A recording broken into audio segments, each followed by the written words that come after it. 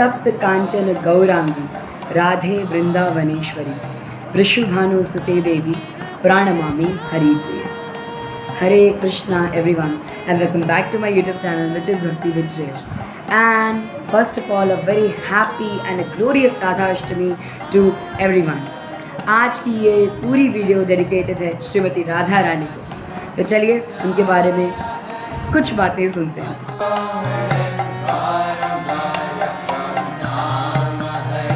सबसे पहला जो टॉपिक यहाँ पर आता है वो है कि राधा रानी है कौन, वो आई कहाँ से है, वो कृष्ण की क्या लगती हैं, क्या राधा कृष्ण एक हैं। तो ये सब हमारे दिमाग में आता है जब हम श्रीमती राधा रानी के बारे में सोचते हैं। तो चलिए ये सब भी क्लियर करते हैं। तो सबसे पहले तो ये बताऊं कि राधा रानी कोई साधारण स्त्री नहीं है। राधा रानी कृष्ण की पूर्ण शक्ति हैं और राधा रानी कृष्ण की सर्वप्रथम राधिका हैं। राधा और कृष्ण एक हैं। तो ये बहुत ही प्यारा एक चैतन्य चरितामृत में श्लोक है, बहुत ही प्यारा श्लोक। राधा पूर्ण शक्ति कृष्ण पूर्ण शक्तिमान, दुई वस्तु भेद नाही शास्त्रेर प्रमाण। इसका मतलब है राधा शक्ति हैं और कृष्ण पूर्ण शक्तिमान हैं, इन दोनों में कोई भेद नहीं है। ये है शास्त्रों का प्रमाण। शास्त्रों ने प्रूव किया है कि राधा और कृष्ण एक हैं। रानी का जन्म कहाँ हुआ और उनके माता पिता कौन हैं, चलिए ये भी समझ लेते हैं। राधा रानी का जन्म मथुरा डिस्ट्रिक्ट बरसाना गांव में, उसके छोटे से गांव में रावलपिंडी धाम में हुआ था, जहाँ पर श्रीमती राधा रानी का जन्म हुआ था। और आपको ये भी बता दूं कि राधा रानी की माता का नाम श्रीमती कीर्तिदा था और राधा रानी के पिताजी का नाम वृषभानु है। आपने सुना ही होगा, फूलों में सज रहे हैं श्री वृंदावन बिहारी और साथ सज रही हैं वृषभानु की दुलारी। बहुत ही प्यारा ये भजन है।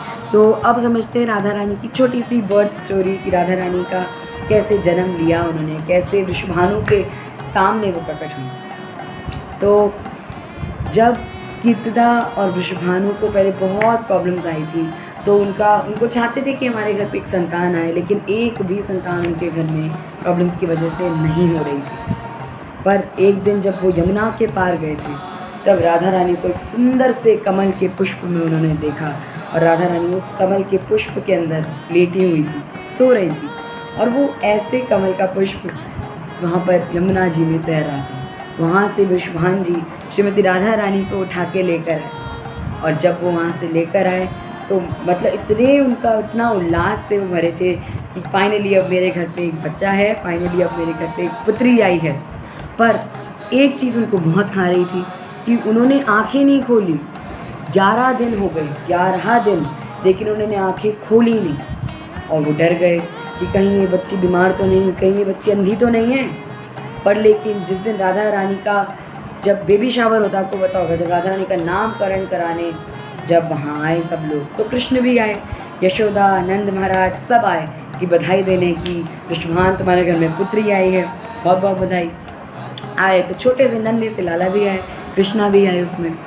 तो जब कृष्णा जीतते थे अपने घुटनों से चलते चलते धीरे धीरे श्रीमती राधा रानी के पलने तक आए।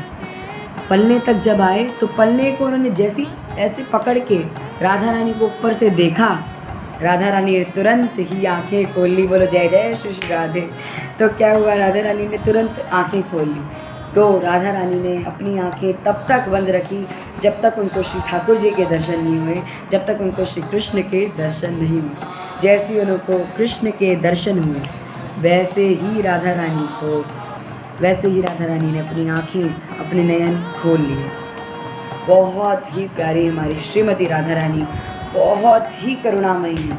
ये अपने भक्तों पे बहुत ज़्यादा कृपा करती है। तो अगर आपको राधा रानी की कृपा नहीं मिली तो कृष्ण की कृपा नहीं मिल सकती, और अगर कृष्ण की कृपा नहीं मिली तो राधा रानी की कृपा नहीं मिल सकती। इसीलिए कहते हैं अगर जन्माष्टमी का व्रत रख रहे हो तो श्रीमती राधा रानी राधा अष्टमी का व्रत ज़रूर रखें।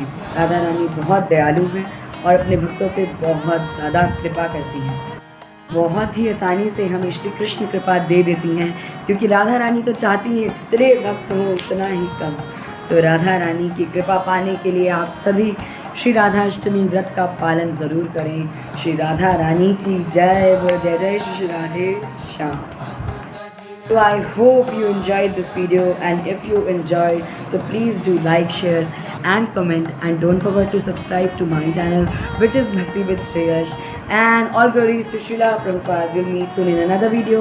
Tab tak ke liye bye bye. Hare Krishna and जय जय श्री श्री राधे श्याम. आप सभी को वापस से राधा अष्टमी की बहुत बहुत हार्दिक शुभकामनाएं. Keep chanting Hari Bol.